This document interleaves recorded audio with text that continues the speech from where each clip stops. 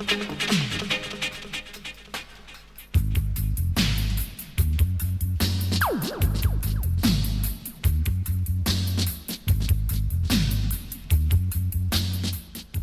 afternoon to you.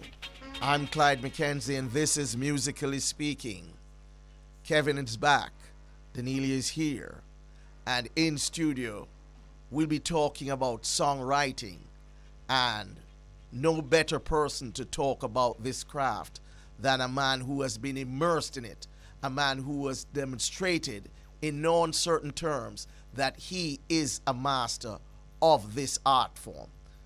None other than Michael Bennett, the man from Grafton. And we'll be talking about the business of songwriting, the techniques, where people go wrong sometimes, and the things they can do to improve their products. This is going to be a great one because, as I said, there are few people who have the authority to speak on this matter in a way that Michael Bennett can.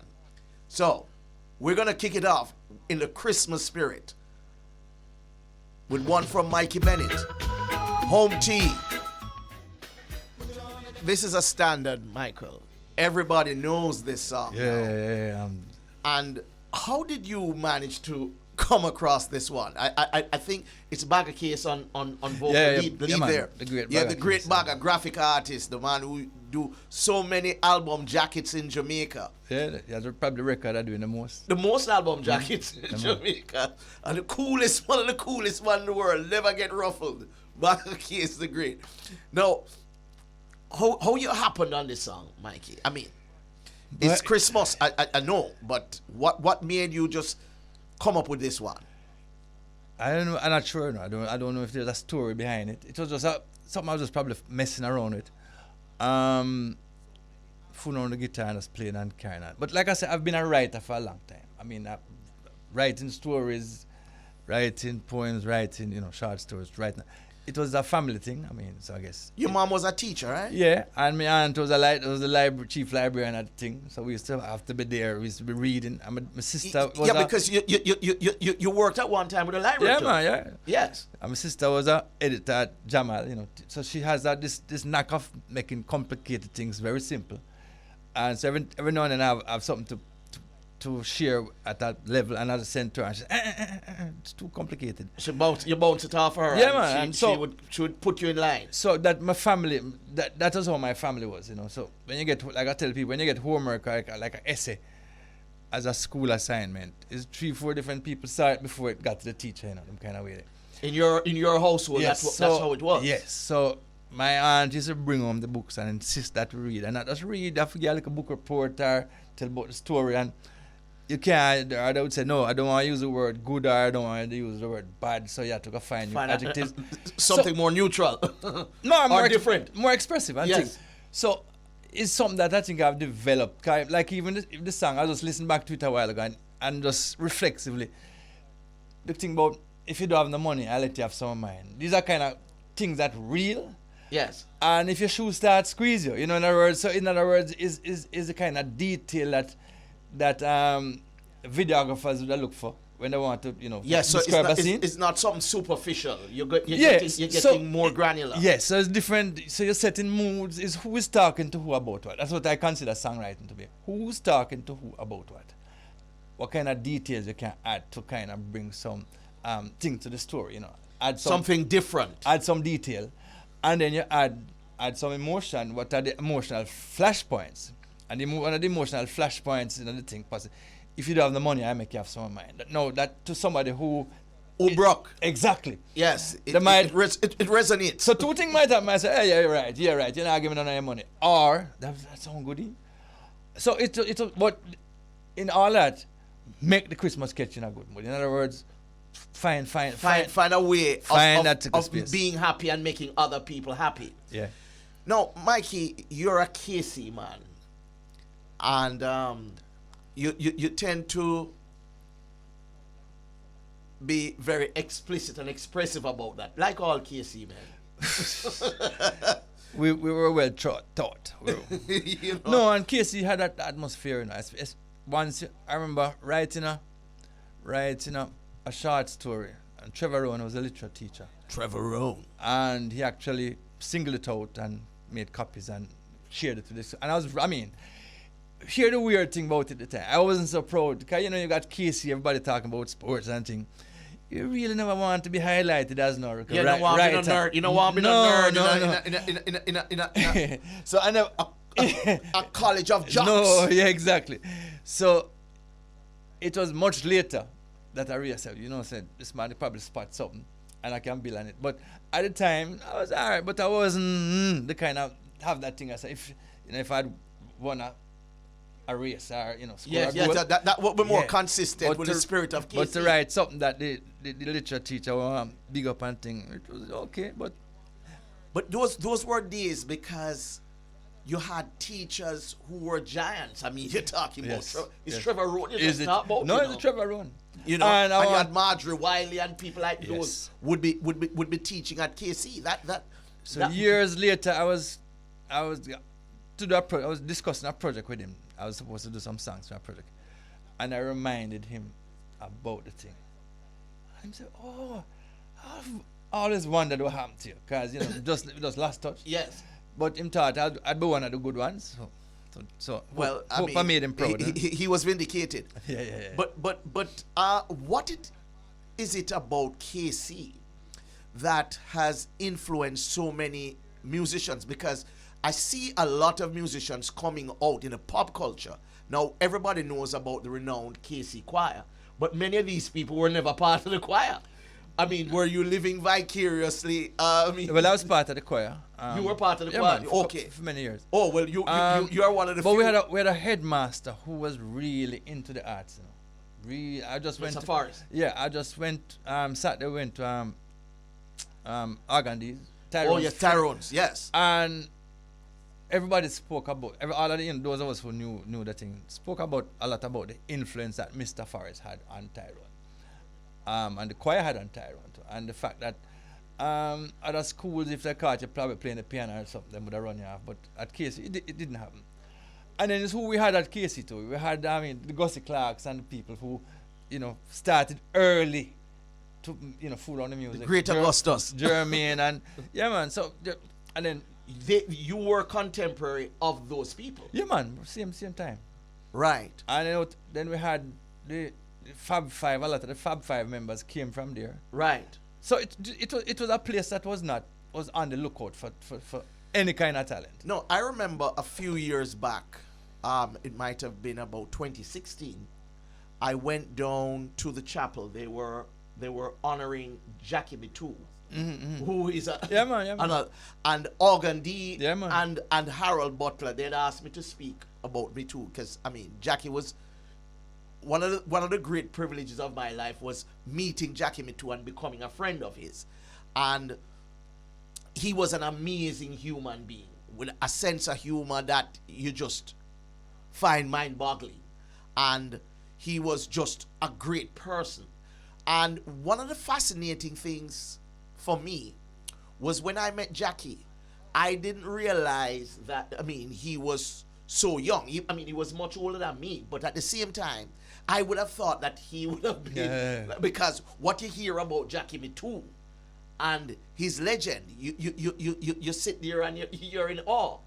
And he would give all of these stories. And so I went down there, and I remember Organ D and Harold Butler. They gave a performance for playing Jackie Mitu's songs. It was just one incredible experience, and it just dawned on me.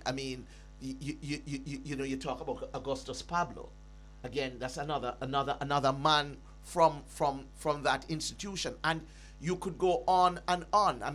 Mallory Williams. My cousin who plays drums for the Scatterlights now, Trevor Thompson.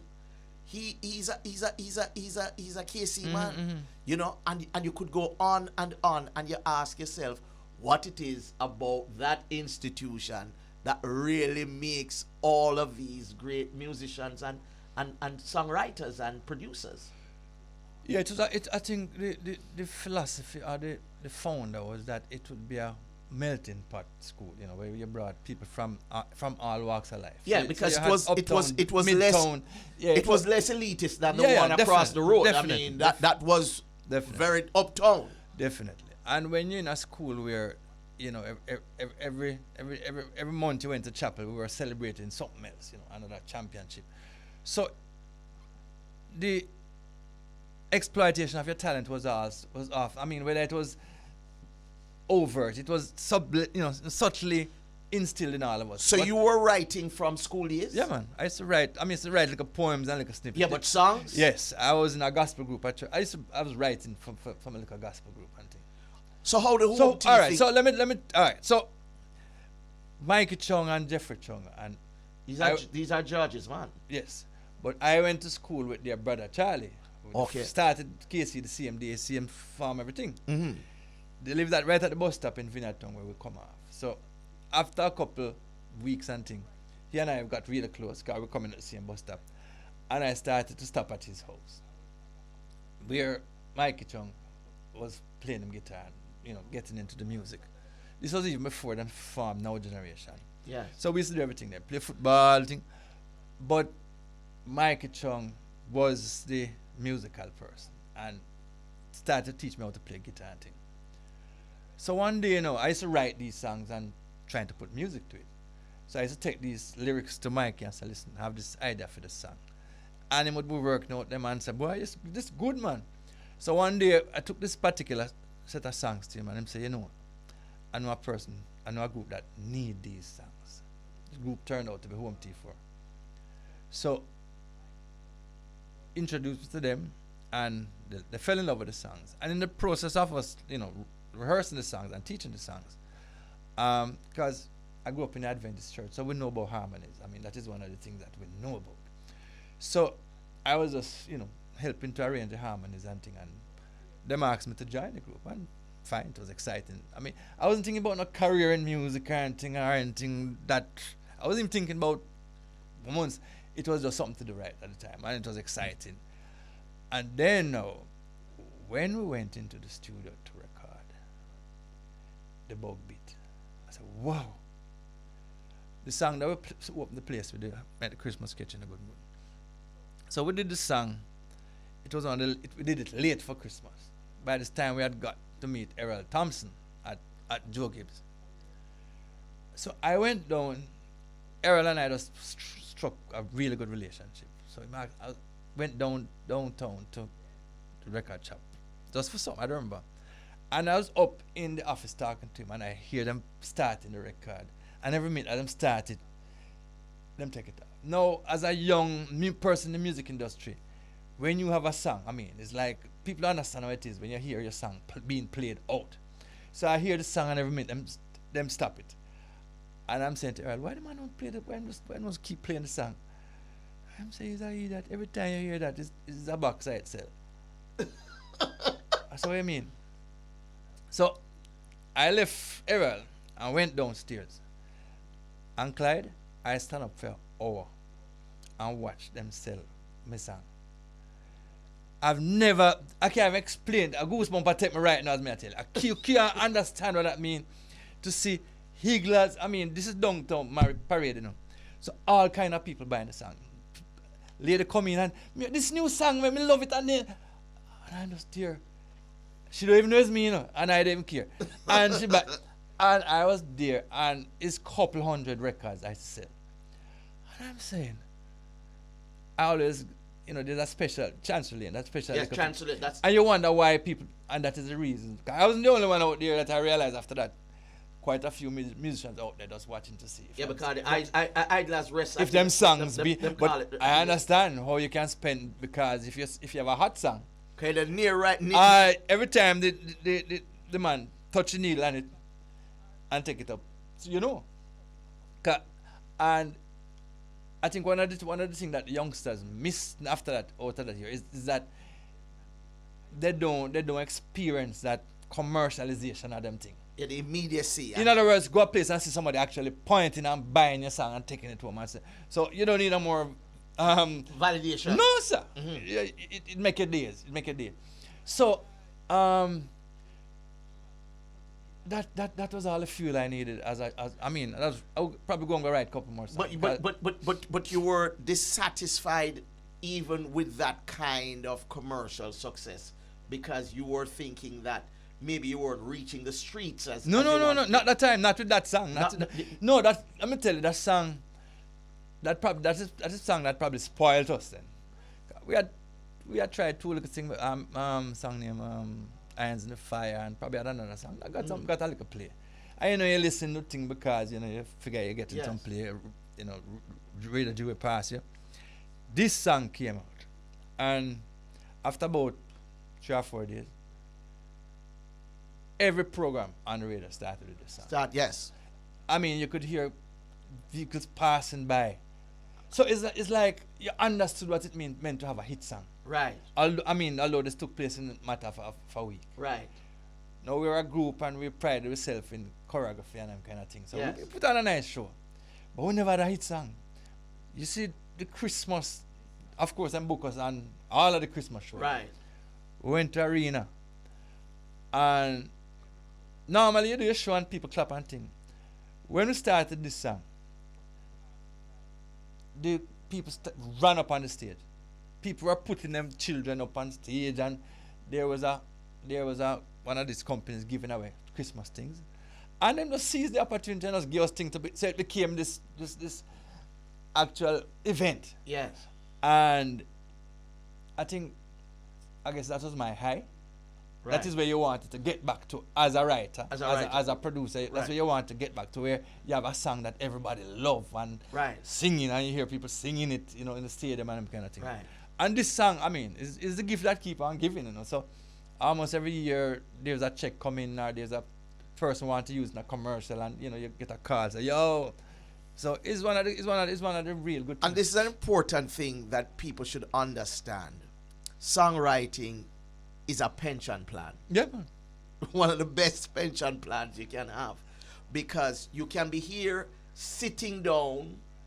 You wrote a song 40 years ago, and somebody said, well, we want to put this in a movie, or we want to put it on some slot machines, or we want to do a cover of it. Yeah, man. And that is one of the, you hear from people who I'm hard in the studio, especially when it's a song that I wrote. My early When you say them, say you're hard in the studio. hard taskmaster. Yes, you want to make sure, say Yes. Clarity, pronunciation, and I want to sing all the lyrics that we agree on. So when I'm working on a project with somebody, I'm not compromising on the song, not compromising on the lyrics, because, like I say, it's the pension. Is the thing that guy makes somebody pick up the phone and call and say, so and so and so. I got a call from Cindy Lauper like that. She was on tour, and her roadie was a reggae fan. And she heard him just, all the while, him just seemed to be in this great mood. And one day she said, give me that thing that you're wearing. And she listened to it. It was a song that I had done with Brian and Tony Gold. And she said this song blew her mind. I said, wow. So, the production and everything. So 2 weeks later, I got a call. Cindy Lauper wanted to do something with her.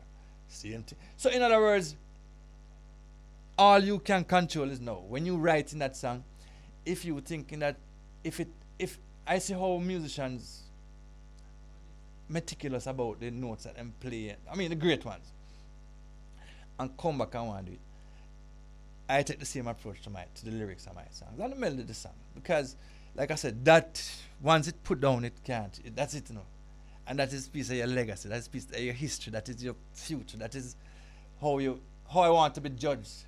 You know what I mean? Just an aside, do you think we spend sufficient time organizing the business aspect of songwriting? I mean, working on the splits and making sure that the rights are properly assigned. Do you think we don't? And I know the reason why we don't do it. Most of the business in the music is a vibes killer. Mm-hmm. In other words, Americans don't mind, so you're working with Americans and you're doing something and somebody just come in and start do that thing. And I find it almost offensive. I want to create a creative atmosphere that you figure you're going to get the best stuff out of the creativity.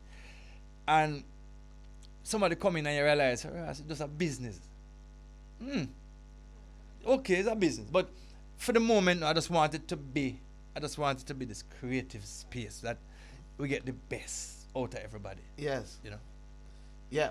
No, well, the point is that in many instances, as you say, a man figure if I start talking the business, the Jamaicans, they figure if they talk, it's really a vibe killer. It is a vibes killer. It's just that But you have to find a way to do it afterward, right after, immediately after. because Yeah. people's memories Go have on. a way of going awry. Yes. And when No, it's true. It's true. no, you have a situation where, I mean, one man write a line, but in the telling of the story, him write the entire song. Yeah. And the whole question of how you shape songs. I mean, go to say I give it too much, but let me tell you, if you and I in a room writing, and I'm writing, and I'm coming up with lyrics, and you're nodding and going on, and I say a lyric and your face look funny, and you say, you don't feel that, which forced me then, To rewrite or and I come rethink. and say, yeah man, you contributed to my thing. Yes. You contributed, and I'm going to reward you for that, for playing that part. And so I'm very careful about, but no, I lie. I'm not so careful. I go into spaces and I feel like a vibe, and something start to happen. And depending on what people want, sometimes people don't want greatness, and I just exit. If you settle with okay, stay with the okay. I don't want to be part of that. The thing is, I have seen many arguments about splits. Just going back to that issue of how you share up a song. I used to have big fights with some international songwriters, big songwriters, with regards to my artist, because we would do the lyrics, but they would say, no, we want we want 2/3 or 70% of the song. And there is sometimes the argument that no, if I write the lyrics, why you don't give me 50% and you take 50% of the music? But it's I just want to say here that it's a complicated exercise, and divvying it up is more of an art than a science. And in many instances, Some man just thief, yeah, man. yeah, some man thief. So, you can't go around that. Some man just thief. Some people, I mean, I remember record company sent this youth here one time.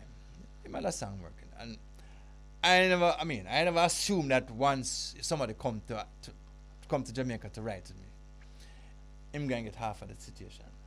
Yeah. So him come in and him contribution was very limited. After a while, him just come in and him start the thing and him go about him business. So when we're talking about the splits now, I just indicate what I thought him contribution was. It wasn't pleased at all. No, and I get a call from him manager and blah, and say that's not the way it is. I said, So I said, what happened to the other 3 people that was in the room contributing? Well, that we assume that came out of your share. Your share. I said, what? So I said, okay. Ask him to identify Like, which any part- lyrics, any of the lyrics that him contribute. That's not the way it's done. I said, well, that's the way we do it here. Yeah, but him don't contribute nothing. No, but the But fact... him don't want the other people No, who you so- think made a contribution. Yeah, benefit but what from I it. say is not like he must be no hit on the charts as a young artist that I'm trying to work with. I've been in another situation where, I was working on an album in England, and they wrote the song for this person, and the person said, well, I'm insisted on...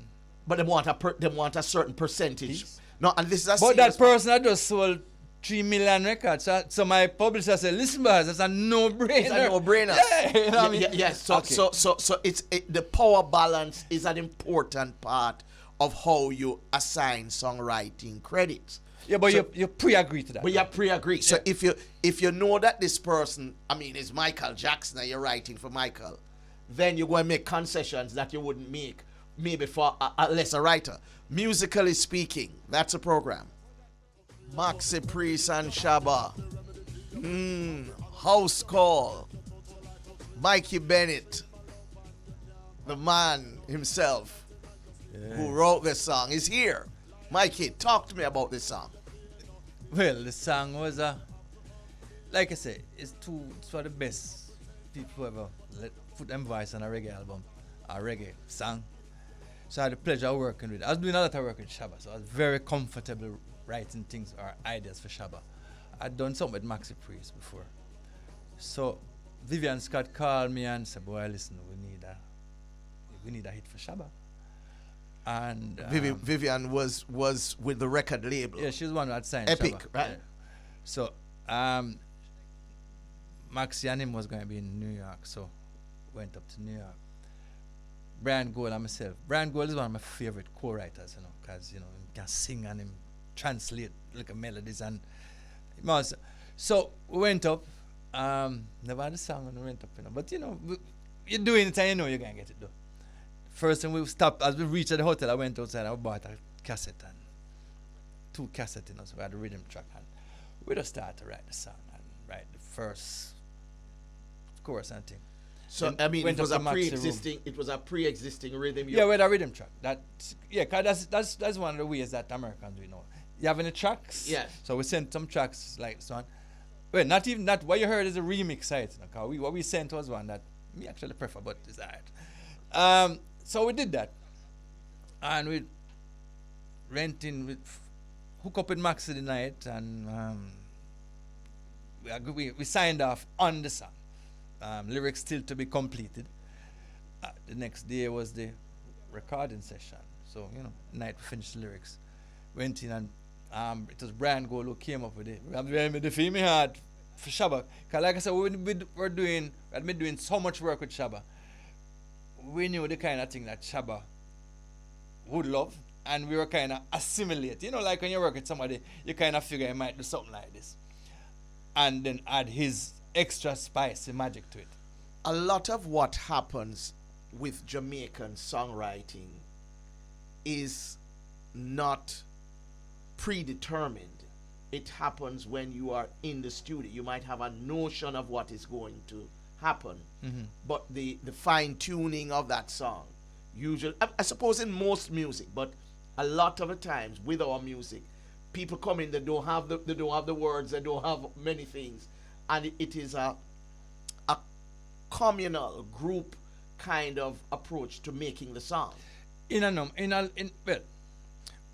number of hit songs that take place, because some people have the songs written. One of the problems you have sometimes is that people holding so hard and fast, them don't want to change nothing, and you might say, but you don't have a punchline. Yeah. What's a punch? You don't have a punchline. A punchline is something that grab people attention. It's like the headline. It's like the headline or the star headline. Where you hook there. Yeah, that grab people in, and then the verses explain. Yes. Add some color, add some some emotion and thing. But sometimes they don't get it. They just fall in love with the song that they've written, or these lyrics that they've written. And one of the first things you have to do is you have to build up this kind of trust and listen. Let us try it. Let us try this. And usually it works, and after a while you develop this kind of trust that, okay, all right, let me just try this first. But like I say, Shabba and I had that, because we had just finished the album. We had a nice successful thing, the Pirates Anthem, yes, kind of thing. So we had that kind of trust. Me and Maxi had that kind. We went in the room with him, and him fell in love with what we were doing. Made him contribution to it. So we all went in to this particular studio. Session. Comfortably with what we had. I know Shabba was gonna bring something special, because that is his genius. I said something away, and he gives. I refer to it as the in other words. Then, so I usually said to him, "Here's the idea we want." I give you the raw thing, yeah, and I know you're going to finesse it. Yes, I call it your way. In other words, I wouldn't say it like that, and that is something that's a lesson that I learned later on before at Jammies, because me and Dean was down by Raytown one night.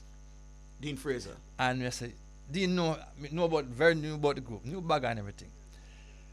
And there was this rhythm from Jammies, Cat Power rhythm playing, and Chuck Turner had this song. I don't know about this Earth and Fire Bird, Maurice White song. Yes. And Dean said, is a rhythm like that? With your writing thing, And I said, what? Me no know forget them rhythm. Say, Jammies, man. Mention to Bagger. Bagger said, Jammies is my brethren. So Jammies, call Jammies, send him some rhythm. Right, some song point, went down there. And in the process of, pretty much like how I got invited to home tea. So when Jammies saw me arranging the vocals and the thing, he said, listen, no man, you have to come work with me, man. No, I don't want you nothing. You have to come work with me. Because we have a whole heap of things. So you're the king now, join up. Yes, well, as a student, I mean, it's like I'm going to university now. You know. So the first thing I had to do is, all right, so I grew up, Stevie Wonder was my favorite. Stevie Wonder and John Lennon and Paul Simon, these are my heroes as writers. Songwriters, yes. Yes, and Babandi. So I had, the songbook. yeah, so these, and this is the kind of dealing with not the abstraction, the abstract lyrics and the lyrics that come round and very aesthetic and thing. And fine, tertiary trained. I mean, I have a degree and thing. So more time, I think before Jammies, I was writing to impress people. Yeah, smart I was. With the verbal, yes. the rhetoric. Yes. Yes. So in other words, once you have and you realize, but you're not reaching the people in not that way. connecting or writing. So one day, I wrote a lyric for somebody and them say, yeah, but me don't know what it mean. And everything what my mother said just come to me. You're writing over people's head. And my mother said to me one time, I'm vexed with her for about a week. Nobody not gonna understand, you're too complicated. You're Stevie Wonder. It's not Stevie. Okay. So I was down there one day, and when the guy said to me, something went off in my head. And I said, okay. Pinchers now. So me and Pincher, doing the song with Pinchers, the boss. So him said, but I'm in love with it, but I wouldn't say it that way. How would I say it?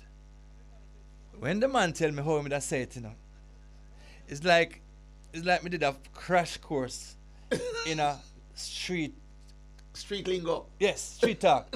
So like you go, by the time I finish that, I feel like I graduate from street talk academy.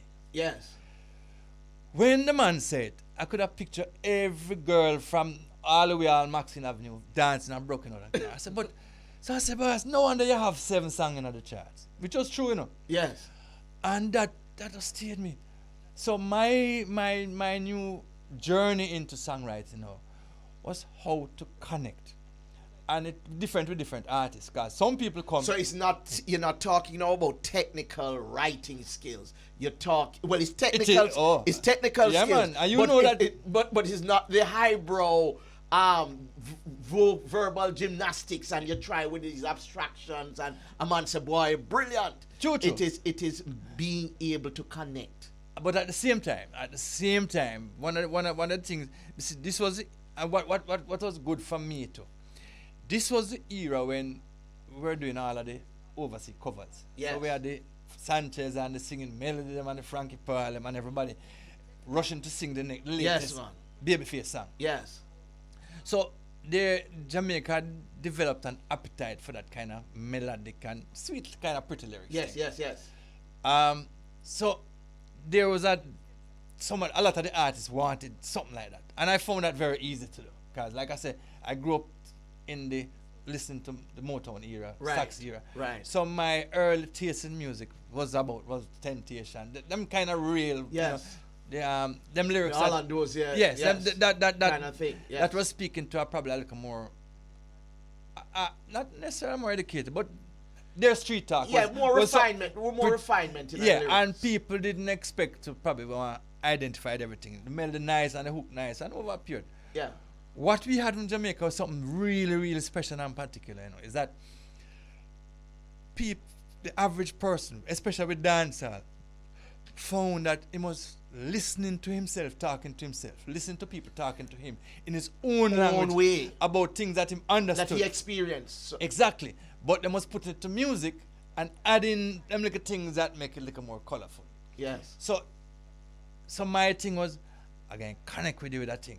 But there's going to be something in this song that show a little difference then. In other words, all the things that I have learned over the years, all of the books that I have read, which is plenty, something out of it must come out. In other words, Like I said to my son all the while, and I must represent on education. In a conversation and people, you sound like you never went to a high school. I can't take that. Understand what is being said. Make your answer and your communication as clear as possible. Because one of the things I know for a fact, the more confident you are with what you know, the simpler you Is it easier you can? I mean, Einstein say if you really know something is when you can explain. Simplify. Yes. So there's a situation now, like, and then the punchline. So, dog bite man is not a punchline. Man bite dog is a big punchline. Really? I don't know who wouldn't want to hear the details of that now. So once you start off with, this is the course, you start off with this attention grabbing hook. Man bite dog. Really? The next first line of the verse is so important. In other words, because you're thinking about your audience and you want to make sure, foolishness, or wow. So the first line must encourage them to listen to the second line. And the second line must encourage you. So in other words, it's like you watch this drama unfolding in front of you. So you're telling a story. You're telling a story. But let me ask you a question now in terms of inspiration. How significant or important are habits to inspiration? Some people, they have to go to a certain point. I mean, maybe don't sit down on the beach under a certain tree and then songs come to them. Some people don't have to smoke a pipe and before he gets inspiration. How important are habits to you in terms of your inspiration? My thing don't come that way there, you know.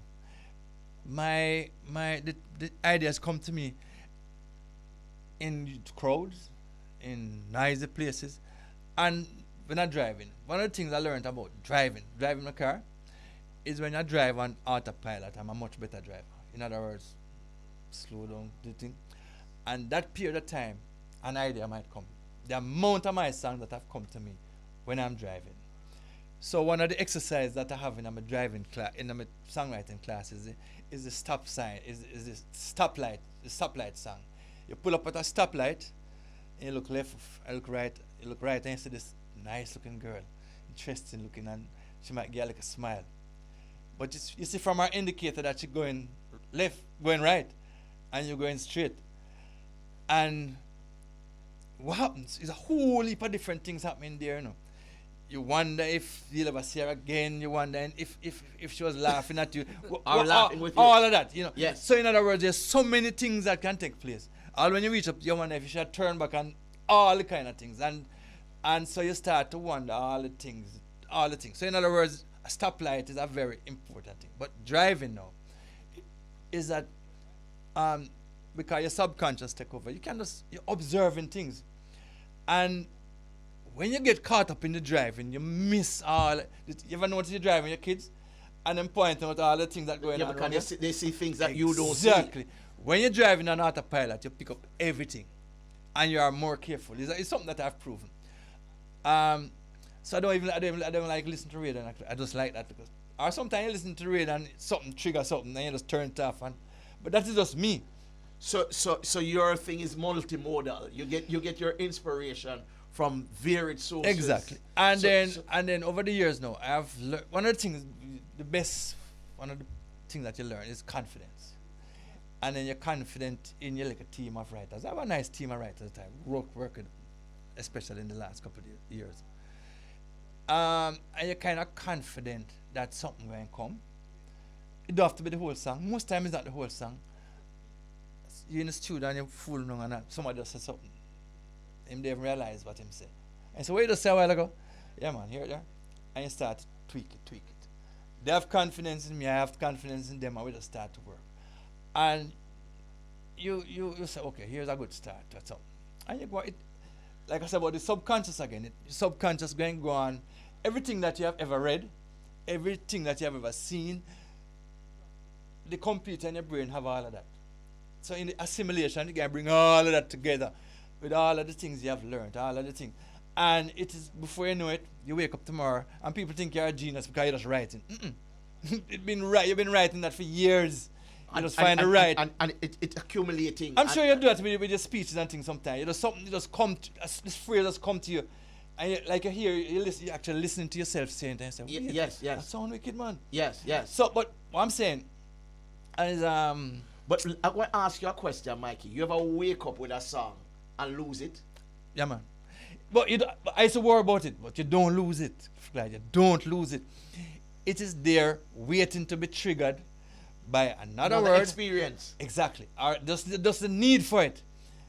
It want the right music, it want the right rhythm. That's why the man say, the rhythm talk to me. The rhythm triggered a song that had been in the subconscious. They're latent. So while you sleeping and doing what you're doing, your subconscious don't sleep, you know. It taking all of the impacts and the impulses that you've had over the things. And when somebody free association. Yeah, so when someone I get a call and say, listen, I need a song for this situation and thing. I say, okay. So I tell people all the while now, in terms of the business of this thing, the minute me and you have this conversation about this project and thing, I start to work, you know. Whether my brain start to work. So a lot of times that project don't come to any fruition, but I just do a lot I did a lot of work already, you know. And another day, another project, similar project come. And it just flowing out and people say, what boy, great genius. Not really that. I just trust the process that work in my brain. Then you start to do commercials and jingles. So I'm a wordsmith too, so I can, I have a creative brief, you want a song saying that, I can do that. That don't need no inspiration. That is just mechanical things that I've learned to do over a period of time.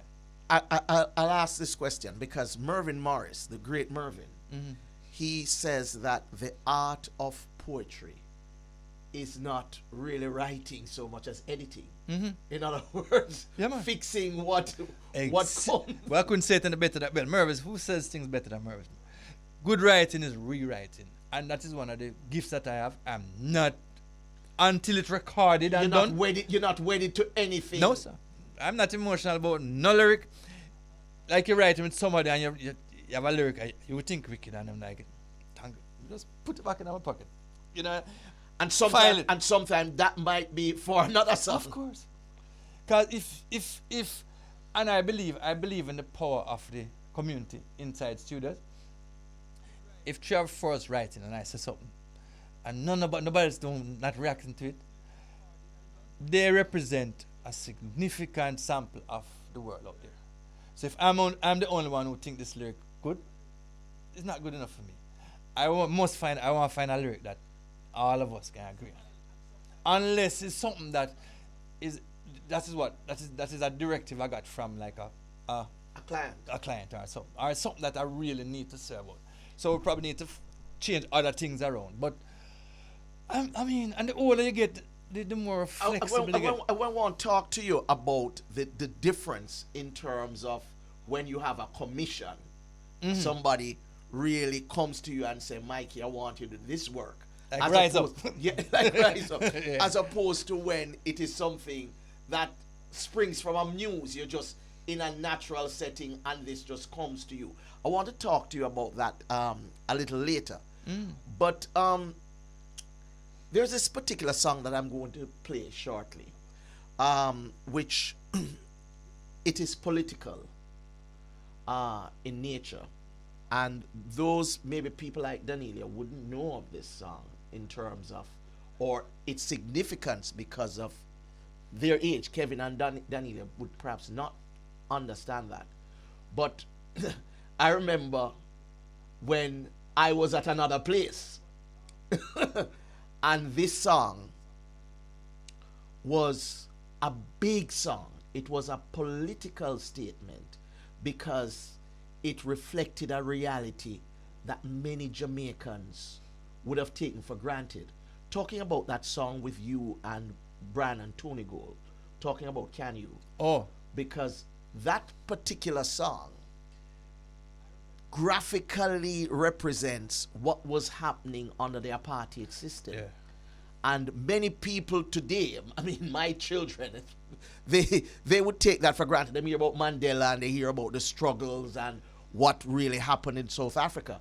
but they wouldn't be able to wrap their minds around how heinous a system that was in terms of how people were being treated and how somebody like Mandela, who became such a big hero, was actually treated. But you see, sometimes we go up and we hear all these words bombarded and democracy and things.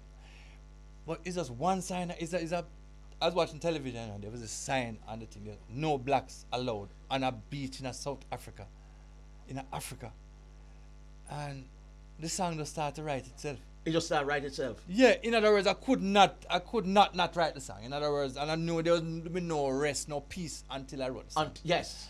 And I just took up my guitar and started to write because it was there. In other words, and the question of how you present it. And, was just as a letter. When we come back, I want to talk about catharsis and how you really purge yourself and come to terms with yourself by writing songs. Let's hear Can You? Brian. What a song, Mike. Yeah. I mean, the very best voices you can For true, imagine. no, that's a serious thing. I mean, get enough cost and everything, but that's the way it is. This was like an immersion for me. I mean, this was 1997, 98, roundabout. Yeah, and I mean, everywhere the reggae boys was just everybody was just caught up in this thing. So I got the call to come in and discuss thing, and I spent the next 2 days just writing the lyrics. So I wrote all of the singing lyrics, but the various DJs. Yes, the DJs them doing thing. And you had mentioned something about if you're writing for different people. So there's two lines at the 3 o'clock roadblock. Yes. I wrote that with I3s in mind, with Ziggy. Yes. And Not an Easy Road with Buju in mind. Yeah. So, cause we had by this time we had a list of people who would be part involved. Of the thing. Yes. But like I said, it was just about 3 or 4 days. I just the lyrics were just just pouring into you. Yeah, and because, like I say, you're thinking about because you just immerse yourself in the project. Total immersion. You immerse yourself in the project. Then it starts flowing into you. One of the beautiful things about a project like this now is that each artist who come in and hear the level that the thing at. Mm-hmm. Them want to outdo it. Them bringing them here again. Yes. So one of the things that I do, because I realize whenever I'm doing projects like this, I lay down a vocal. One person first, everything. So in other words, everybody can just come sing what they want to feel, because they will lack a continuity in the song itself. So I make sure that when you come in, you hear what I want to sing. In other words, not like a DJ, you just get a little part, or you get some lyrics. I give you the breath of the song. Here's the melody. So you have the context. So, exactly. So the melody game, guide you. Yeah. I want a melody as close to that melody as possible because it's building for something. Mm-hmm. So that was really, really cool. I mean, everybody came in, and I guess because of what it was, and everybody got caught up in the reggae boys thing. So it was really. So was this done discreetly, and separately, or most people were there seeing other people perform? No man, people came in. I mean, and some people had to come and wait for 3-4 hours, and them see others performing. And I didn't mind, and people's helping other people with them little parts and things. Right. And we did somewhat in New York. I think we did Maxie and Shaggy in New York, and Diana King. Mm-hmm. So by this time, you hear the great Toots sing. Yeah, go Toots. Yeah, man, Toots was the star of this show. But it was, but like I said, the writing of this was, we knew exactly what we wanted to talk. It was about celebrating and uplifting, and uplifting the, when artists, the athlete on the field and then kind of feeling tired, and you just want a little boost or just before the game start and all the jitters. And I'd had one request of the GFF that have 2 sessions where we teach it to Jamaica. Like how my boys come to the comedy thing. Yes. Take just like what them do at Wembley and them thing. teach Jamaica this song. Yes. So when it started playing, the whole Jamaica started Start singing. singing, yes. Anybody that you're playing with at a disadvantage. Yes, but psychologically. Of course. I mean, of course, I mean, sound system I was playing it, so by this time, but I even told them, just print up some lyrics and just hand out and spend a half hour teaching Jamaica the song. So the goosebumps moments came for me a couple years later in one of the schools challenge, not school challenge, one of the all together sing thing. Mm-hmm. And you saw an arrangement of it. Two schools, different schools sing it, and I said, wow. You realize that yes, you had done something. It had connected the way we wanted it to connect. All right. Tell me, when you write songs, how often do they come as a surprise to you when you hear the final outcome and you say, I mean, this seems remarkably different from what I had conceived? I mean, how often does that happen to you? It happens enough for me to look forward to it. And especially when you're working with some great musicians. So sometimes you might finish the basic thing, and it sounds real different. Yeah, you're calling a Rabelin or a Monty or whoever to come put on some overdubs. Or Monty, you're talking Monty Savory or Monty? Monty Savory, the guitarist. Yes. Or Rabelin, or you calling Dean them to come, and then you just realize what them hear that you weren't hearing. And the song just started growing. You just expand. Yeah. And then what used to happen to us with Stephen Stanley, I remember. Like you go to bed, you mix right through the night, and you wake your man, you hear this thing. Whoa! It's like it just getting better. It's a different thing because Stanley have an ear. Yeah. He's a co-creator. It's like him just adding something special. But that's what we live for. That is what it is. The song just growing and just maximizing all of the emotions and the expressions and everything that you really... And the gaps and the spaces filled. Well, you see the thing about it, because it's a journey, because it's a creative musical journey. So, because it gets harder and harder to surprise you, you have to come harder and harder. So, there was a time when I was just started the thing. I was so naive and want to insist that you do it that way there. I remember one time in my production thing, I had Sly and Robbie doing something for me. And I was there telling Robbie the bass line that I heard in my head. And him look for me and laugh. And him say, I'm going to play that. I'm going to play what you want, but I'm going to play something else after that. And when I heard what him play after that, I said, never again. Then I think about it, say, oh, stupid can I be? How stupid can I be to have someone like this? And before you hear what you start to tell him what in your mind. But it was my good virgin, so him just laugh. He just laugh and say, it's all right. Yeah, man, me go play what you want here. Me go play what you say, but after that, me go play what me hear. Him never had an embarrassing, but him could have easily said and embarrassing. But it was. But like I said, the creative process is like that still. And it come along with trust. You have to trust the gods that create. Because I don't know how to explain it simply, but sometimes I think some of the things that come through me weren't off me then.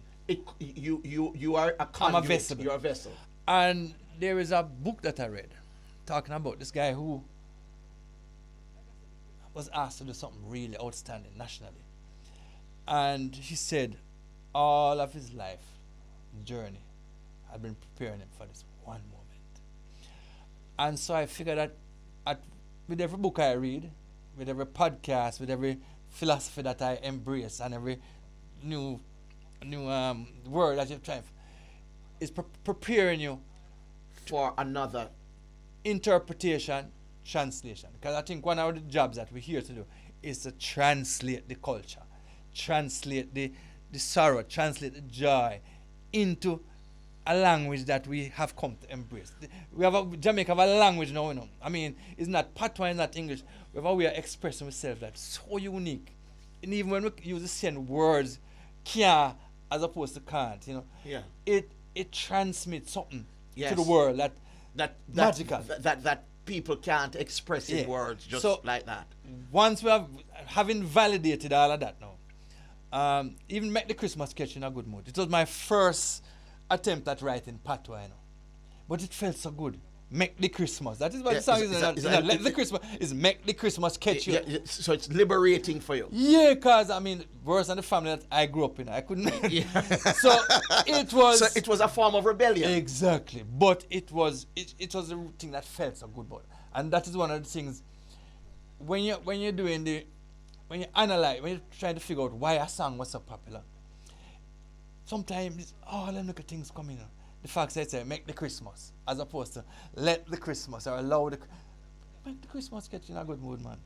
It is Jamaican. It is what we do when we relaxing. I get a joke. Like I said, my mother and her sister, them all them very educated and speak very proper. So on trips to the country, I used to take one of the joys was to drive them to the country. So I'm driving and them. So while we're in Kingston and I'm talking about the politics and the this and of course it's perfect English. You see when we reach down the country part of them come and them see the first person and say, Mister, all of a sudden Everything switch back to the whatever, every code switching. yeah, man. And them they realize that they must do it and I'm there. You remember that talk patois? Yeah, that's a real mama. That's real mama. Real. And then by the time we meet the grandparents and it's pure that. And then the opposite happen when we're leaving now. So people come in and bringing food and me and them thank everybody. Boy, I'm gonna do that. You see, by the time we hit the highway and come back. And so is the translation. The prim and proper again. Yes, but it is so it does happen reflexively, Yes. So there is a certain dosage of Jamaicanness that you put into things. But you have to be true to it, So yes. like I couldn't get to it doing certain things. So Budget do it and alright. Bounty Killer do it and alright. Me do it. Sabi, cool man. I know you that. I know you that.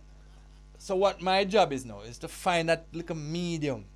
But songwriting was a way of your doing that. Exactly. But because if you tried it as an artist, you would be rebuffed. Of course. No, I mean I understand all of that. But what I'm saying is that when you're doing something, when you write, what a lot of these people gave you an opportunity to help them translate what they are saying. Because listen, there are some basic things about songwriting. Like we said, verse and chorus, subject and object. In other words, keeping things in the same tense then. Yes.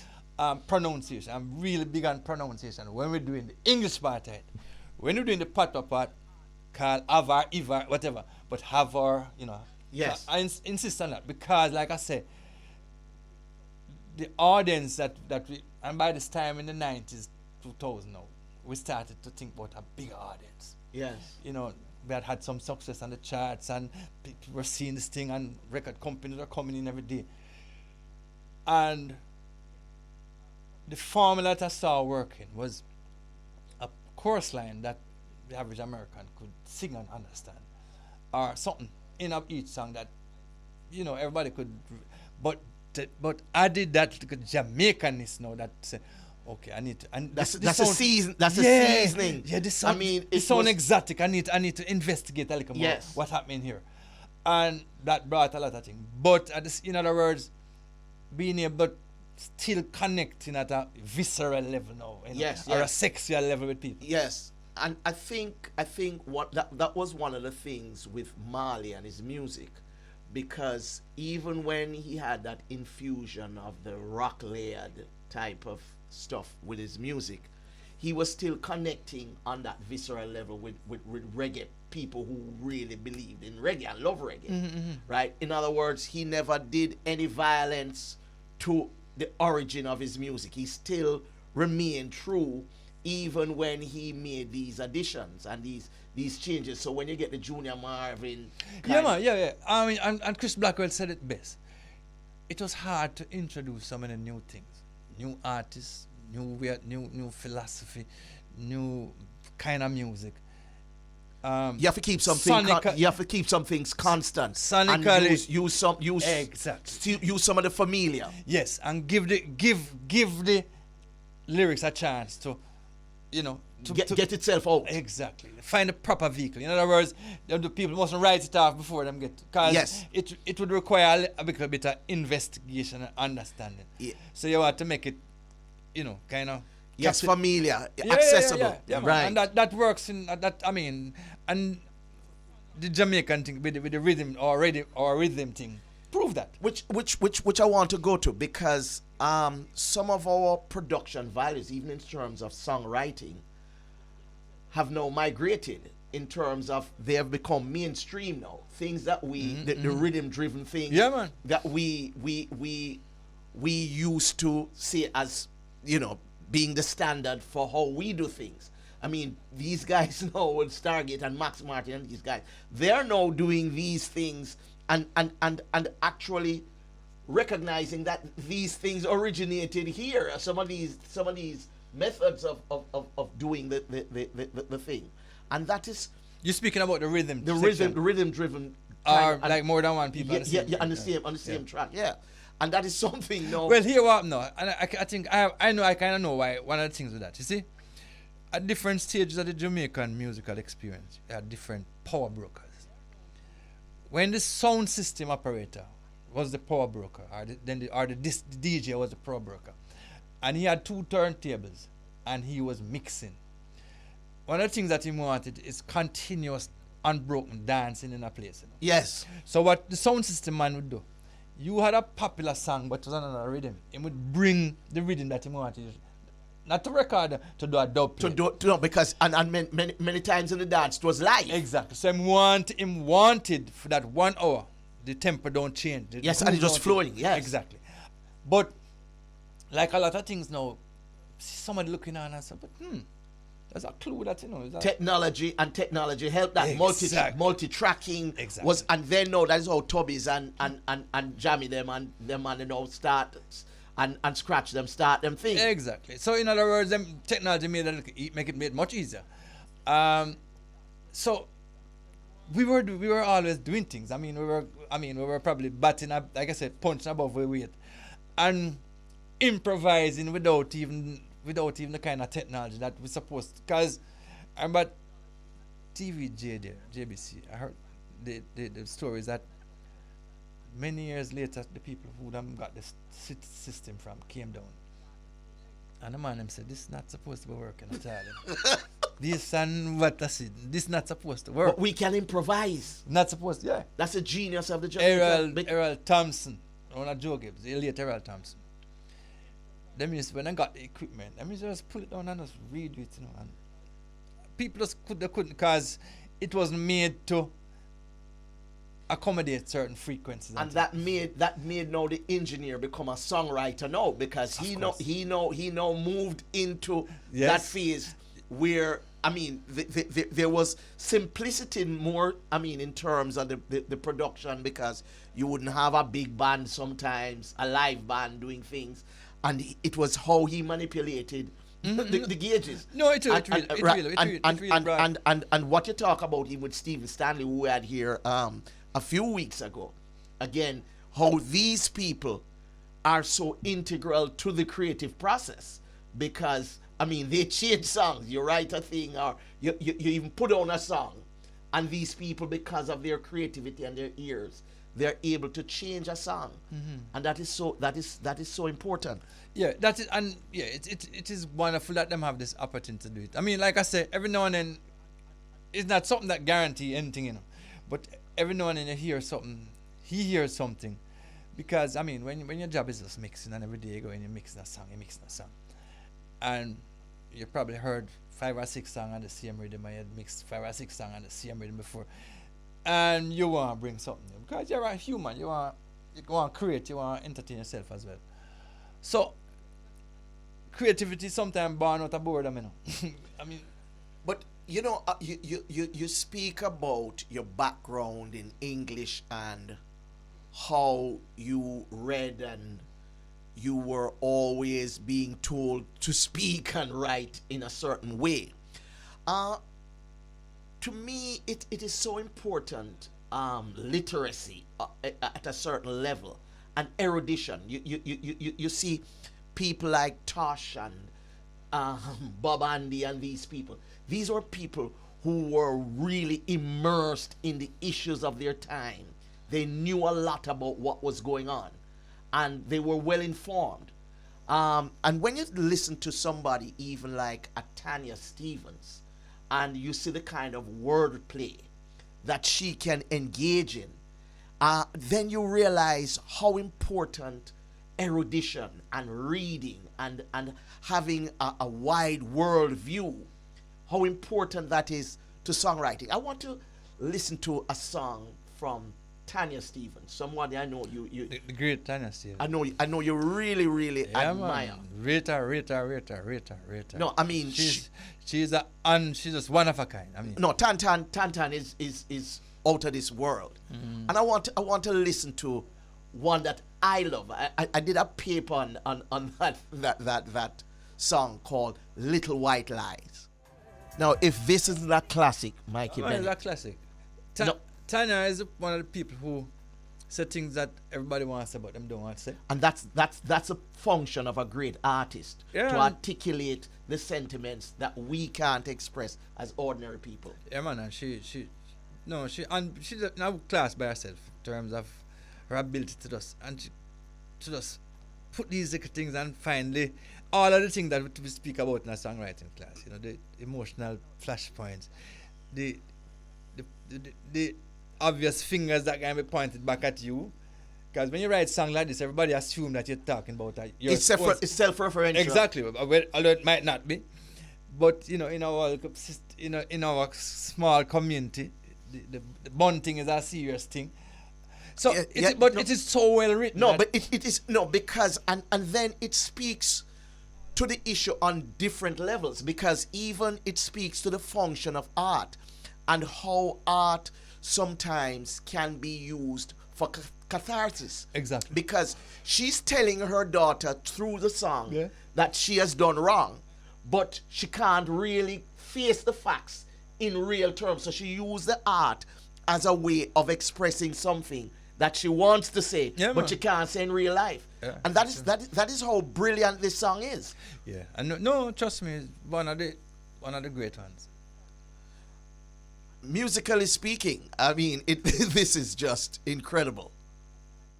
1:30, musically speaking, and I have none other than Mikey Bennett, songwriter extraordinaire, with me today, and we're talking songwriting.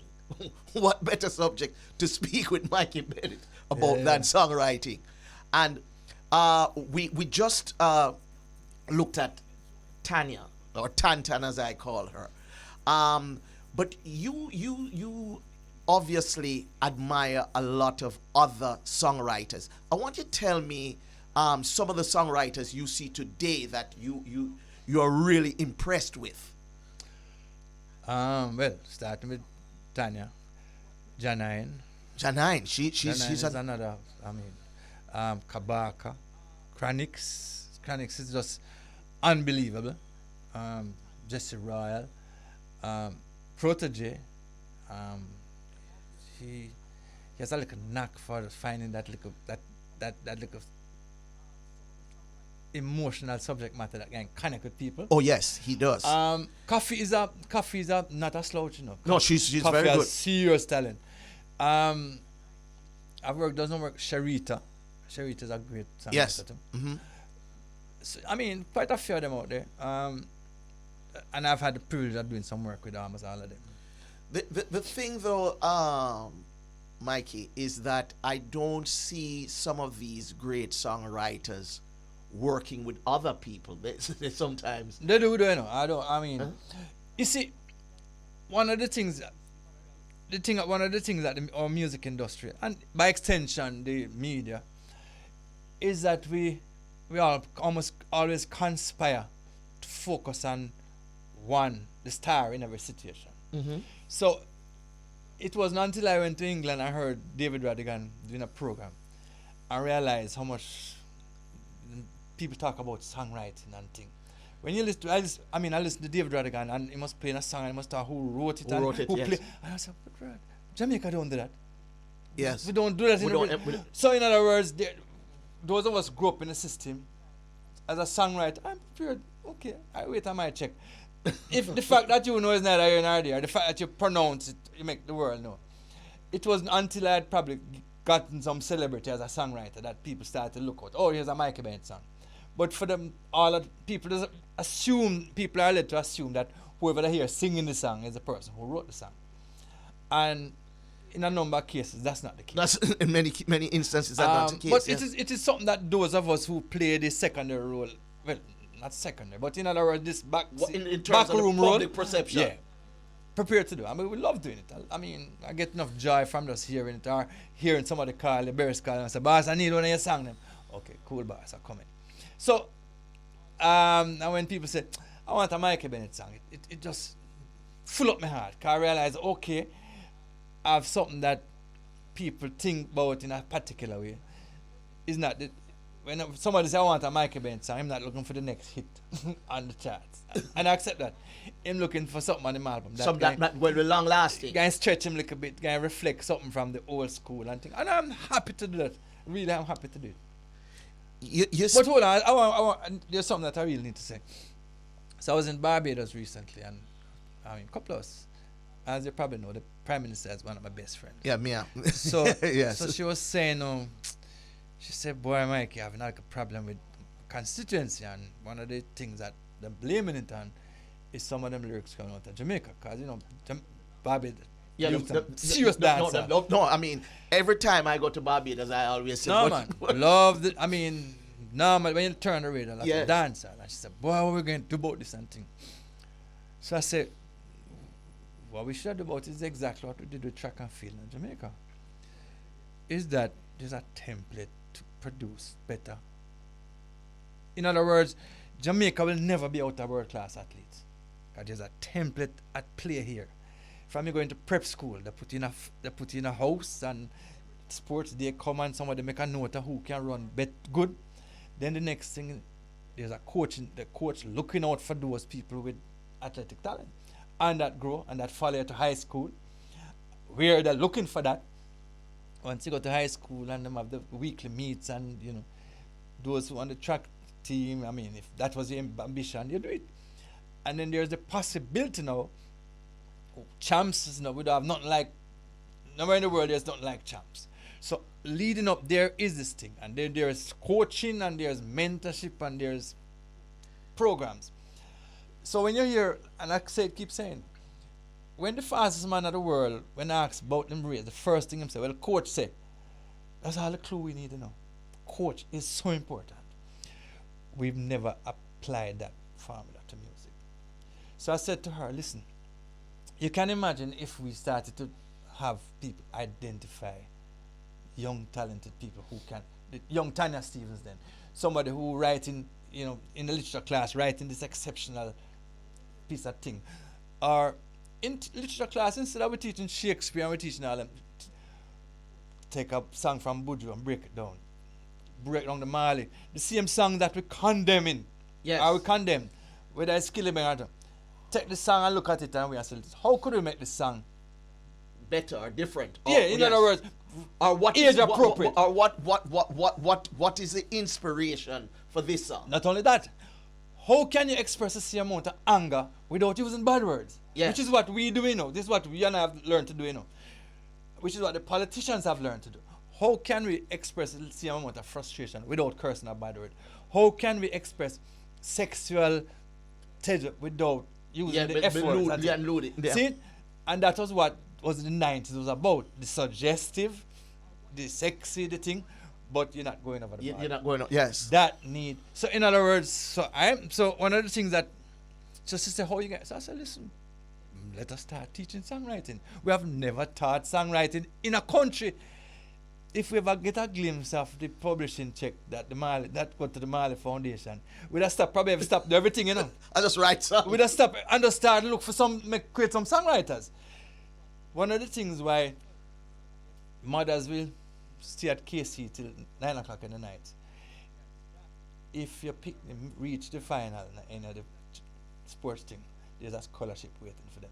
Even the semi-final. So even they can't afford the college fee, but this boy, if this boy doesn't make, or this girl doesn't make the team, there's a chance that your education take care of. Same thing with songwriting. Same exact thing with songwriting.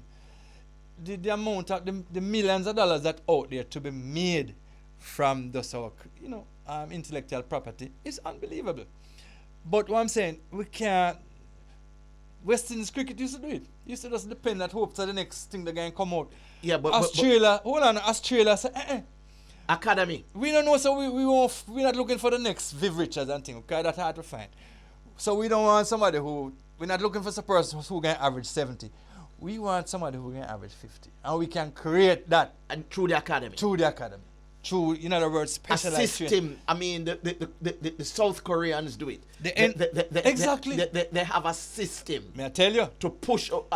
And we had that system, Mikey. Because when we had the Studio One days, that was kind of a system. It wasn't as structured as we would want it to be. But there was something like that in terms of a school that people could go to and learn the thing. But what I'm saying. But you want it more structured. Yeah, man. I understand what you're saying. Because what I'm saying, because we are dealing with a structured world now. Yeah. We see how structure work. Like I said, we have an instant. If we never had that, because we still celebrating the exceptional, Yes. And we're still trying to use the exceptional for generalize and stuff. So Shaggy sells so much thing. But what Shaggy do is not just a Jamaican phenomenon, it's a world phenomenon. It's a world phenomenon. The Bob Marley, we forget that Bob Marley is 50 years ago. And it's an outlier. I mean, you never. So what I'm saying, what can we learn from things? So we had before Bolt, we had several people. But we never had a program. Well, the program probably started from there, with the four giants of track and field there. But right now, it is part of the whole psyche of the country, and everybody has bought in. Every place that every community where there's one of these high schools. But Mikey, bought in. Mikey, I just completed a documentary on Dennis Johnson, and the point you're making about structures and system is so important, and the track and field analogy. One of the greatest things about Jamaican track and field success in recent times, from in the 2000s, is that the adult program was Jamaicanized. Mm-hmm. So the coaching was Jamaicanized. Exactly. So the legends know, like Glenn Mills and Stephen Francis and these others like him, which was started by Dennis Johnson, where he started to say, well, look, man, you don't have to go over there, so because we hear about the TCs and all of that, who went abroad. And these were, the Ian Stapleton, and these were guys that were just brilliant. And then it just never happened the way it's supposed to happen. True. And now you see Asafa and Usain and Shelly and Elaine and all of that, and everybody is from right here. Them don't go nowhere. They don't have to. Them don't do, because we have Jamaicanized this program, and that is just unbelievable. But like I say, but it's for us to legitimize the music to a point where we said, say this work there. Let me tell you, I've been doing songwriting workshops I've been teaching songwriting you know the program at UTech. And every time I do one of these songwriting, you have an upcoming one, right? Yeah, man, in February next year. Every time I do one of them thing, by the second day, I can see lights going off in young people's eyes when them say, realize, it's not a mystery. And I said to all of them, coming in, any lyrics that you have right now, if you don't, some of them was great, but go back to them. And if you don't, I'm gonna guarantee that you're gonna change some of them. Mm-hmm. I have a 4-line method that very specific, and it feel hard at the beginning to people, but by day 2, when I hear what people writing on day 2, and this is different age groups, and I was saying, you can imagine if this was going on from high school. literature class, most people just think about it like, what am I gonna do with it? Make the literature classes prepare people for that kind of Yes. thing. But my other as well. problem, my other problem, my other issue, Mikey, is that I don't think we expose our children enough to music at an early stage. And even from the secondary, when I used to go to primary school, you used to have pianos in classes, and you know you do your thing. But after a while, and you used to have all these bands, around, St. Peter, Cleveland, all of these bands.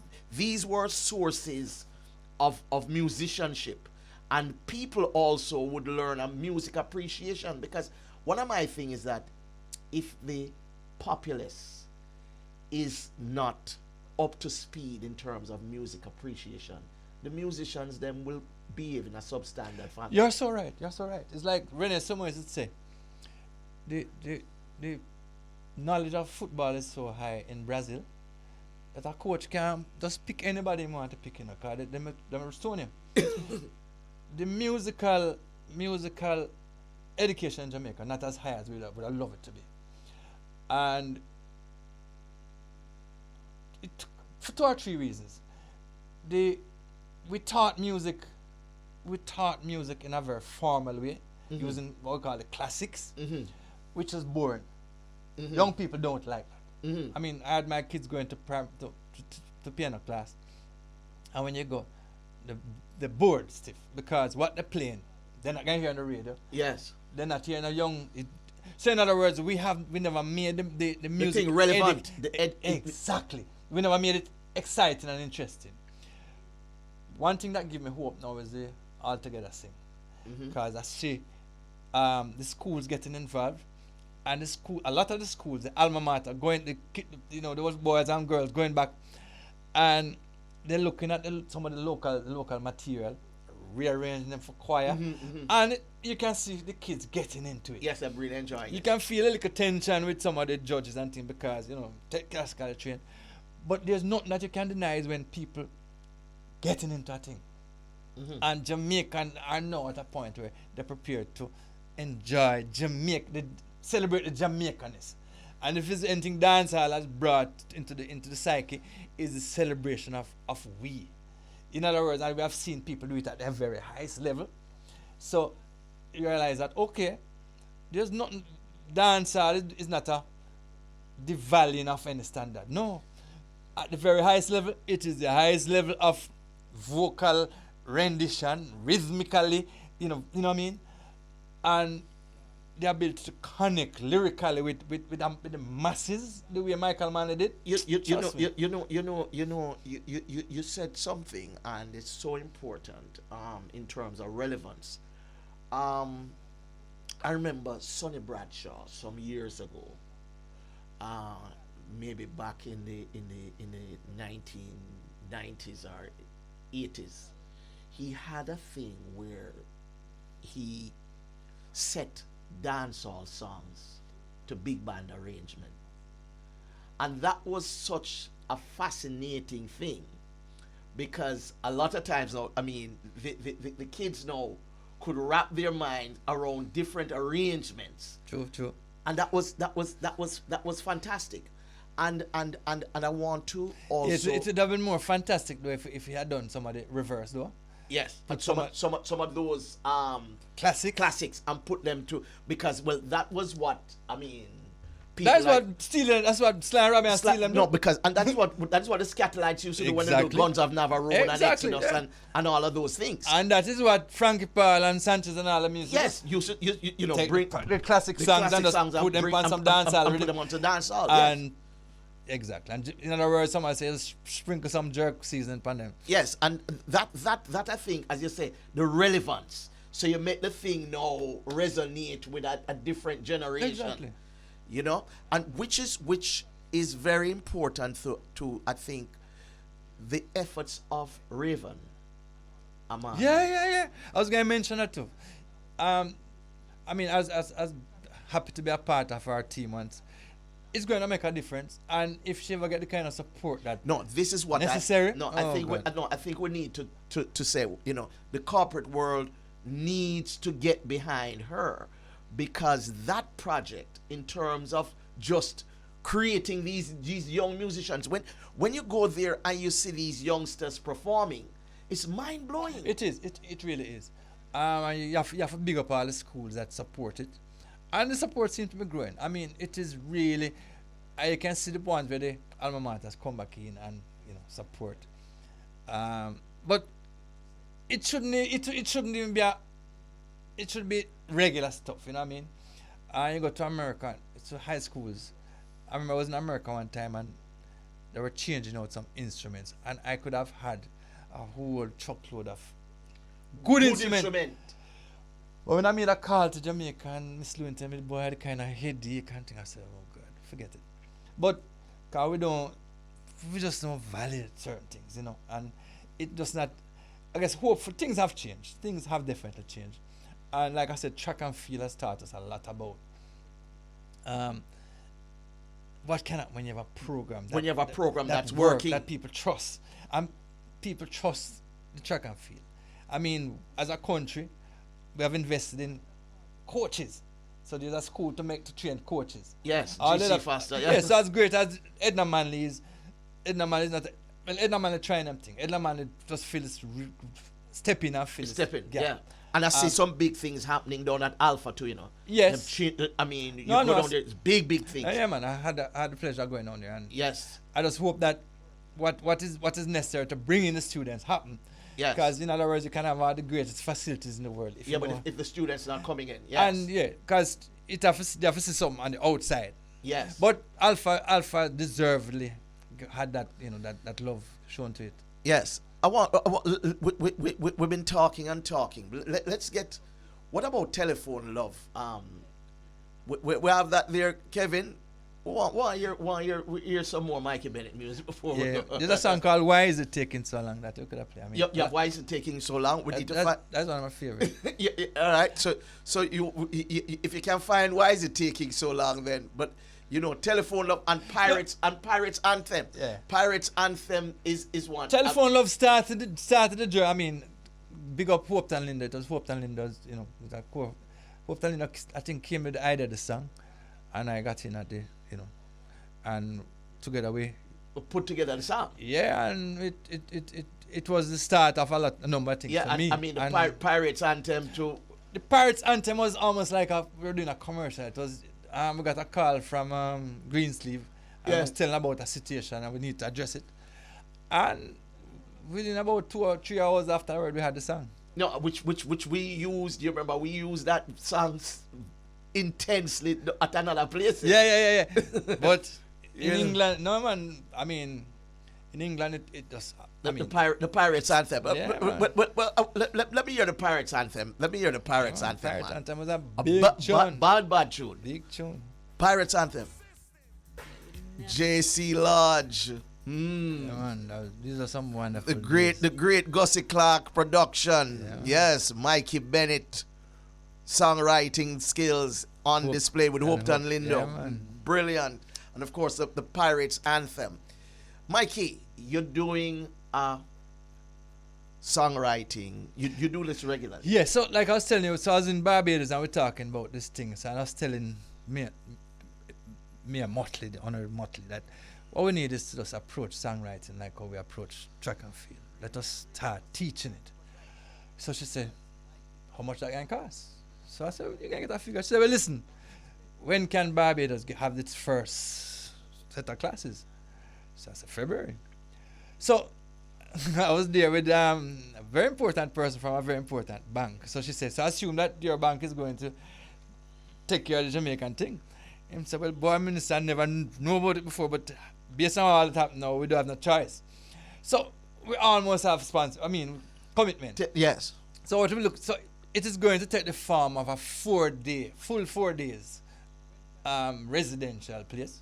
Mm-hmm. So we used to do it up in Newcastle. Yeah, the Blue Mountains. So we're going to find a place, no more than 15, 20 people. And it'll be intensive. In other words, along with myself as a main coordinator, we're going to bring in, hopefully like the Tanya Stevens, people to come in. Yes. And what we're going to do is go to companies and say, listen, sponsoring companies, we're going to do a jingle for you, or we're going to do a product thing for you. So send in this is how to help people how to write a commercial. Send in some creative briefs. And of course, we're going to come up with some because, stuff. Mikey, I mean, we haven't spoken about this, but you have written a lot of commercials. Of course, yeah, because, man. I mean, and through the lab. Yeah. No, I mean, I'm whole heap of Which, I mean, I'm doing it right now. doing it right now. I mean, So it is, like I say, when you think about, sometimes we think about, when people think about singers, they want to think about people starring, but singers, North Coast needs singers. the cabaret, yeah. Same thing with writers.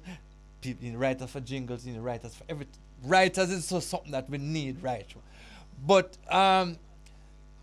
the thing about the situation where, we can, there's not two weeks don't pass and somebody called and asked me for a songwriter or somebody, because I know that situation. Writing is the foundation of It is, everything. it Because, really I is. mean, this is why we don't have a viable motion picture industry now. I agree. Because we don't have great script writers. Yes. We don't have the script writers to do the thing. Not that we don't have the talent, but we need, as you say, structure. Yes. So, in other words, Mike, when I saw Beverly Manley's thing, Yes. and she was telling how Michael Manley's orating skills developed based Develop- on her structure, I said, okay, why we never know that before?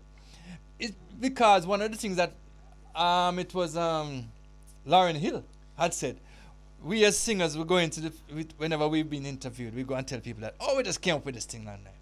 She said, for every 2 that come good, we did 100. That never Make it. But in other words, a lot of work and going to the thing, even to choose the songs. Yes, because you have to, how you're going to sequence them in terms of the release. In other words, even to choose what you continue. In other words, every night you're going there writing some things. Some just don't pass the little litmus test, Some all right, we're going to get back to you. When you hear this, and King Jammers is the boss of that, they're working every day and him coming and him hear something and stop the presses. Jammers. Stop the presses. This one guy mix Where right now. are you going? So no, people like King Jammers have the we call it golden ears. Gossip too. Yes. Him hear all good thing and him say, boy, stop it now. We're not going to. Yeah, no, stop the press. Stop the press. This is the next tune that the world gonna hear. So it's a gift. It's a gift. Mikey, you have one that is a favorite of yours. Why is it taking so long? Because it's a question. It's a question. It's a question that this song we did the song probably about over 20 years ago. But when you listen, it's still relevant today. I mean, Why is it taking so long? this thing, why is it taking so long? Why you want us to stay down here and Michael Road. No, it's a song just asking about all of the situation that take, why, after all of the promises that make and all the big speech and thing, things still not going the same way. Look, I can't find it, but I mean, I'll send it to you another time. We don't have the song. No problem. Huh? No, but that is that to me, Mikey, is so important. The ability to know timing, because a lot of people don't understand the importance of timing in songwriting. Because you might have a song and it's just not for that particular time. No, and we are real people living in a real world. In other words, I've been to so many music conferences and many things, and every now and then you wonder, why is it taking so long for us to legitimize music, put the right kind of infrastructure in place. You mentioned about bands in school. We shouldn't have a problem with that, man. I mean, look what the music has done to this country. You think, every time, we should just get a big blank check and say, listen, tell me how best we to spend this $100 million. And that's the only time nobody can get me back into a conference room talking about music. You're not interested. Show me the money. I say, we have this 300, 400 million. Show me the best way to spend it on the music. Jerry Maguire. And I can tell you how, because I've been thinking about it for a long time. All right, Mikey Bennett. What a discussion. Songwriting and all the many aspects of it. In the midst of this Musically World Cup. speaking, Clyde Mckenzie here with Kevin and Danelia, and my 9/10 Maxine there. M1. What a show! What a show! What a show! Oh, I mean, so much information on this one. Yeah, but you see like how we get carried away, same thing happening in the studio and come in and start do something and before you know it we end up. But that's the beauty about being in a creative space. So man. I think we'll find the song now. I mean, Daniela did a little bit of research. She find it. But Mikey, see if it's this now. Let's go. Yeah man. Why is it taking so long? From one of the great voices of reggae, Michael Rose, from the pen of Michael Bennett. Wow, the two Michaels. Wow, what a way to end a program, musically speaking. Thank you for being with us. This was indeed intense.